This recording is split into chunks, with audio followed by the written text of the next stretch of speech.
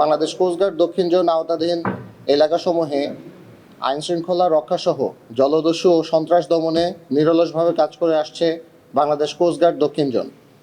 ভোলা জেলার বোরহানউদ্দিন উপজেলাধীন গঙ্গাপুর চরের স্থানীয় বাসিন্দাদের ওপরে দীর্ঘদিন যাবৎ কুখ্যাত সন্ত্রাসী ইউনুসের নেতৃত্বে দুর্ধর্ষ সন্ত্রাসী দল অস্ত্র দেখিয়ে জমি দখল, চাঁদাবাজি, অসহায় জেলেদের মাছ ও টাকা লুট, অত্যাচার এবং ভয়ভীতি প্রদর্শনের মাধ্যমে অন্যান্য অপরাধমূলক কার্যক্রম করে আসছিল মর্মে জানা যায়।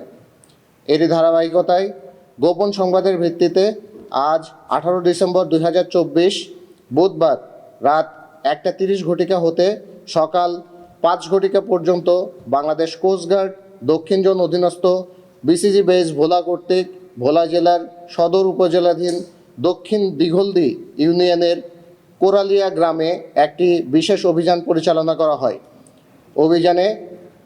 অভিযান চলাকালীন উক্ত এলাকা হতে একটি দেশীয় আগ্নেয়াস্ত্র, 5টি দেশীয় অস্ত্র সহ দুর্ধর্ষ সন্ত্রাসী আলমগীর মাতব্বর এবং তার ছেলে রিয়াদ মাতব্বরকে আটক করা হয়। পরবর্তীতে আটককৃত সন্ত্রাসীকে জব্দকৃত সকল আলামতসহ ভোলা সদর মডেল থানায় হস্তান্তরের কার্যক্রমটি প্রক্রিয়াধীন রয়েছে।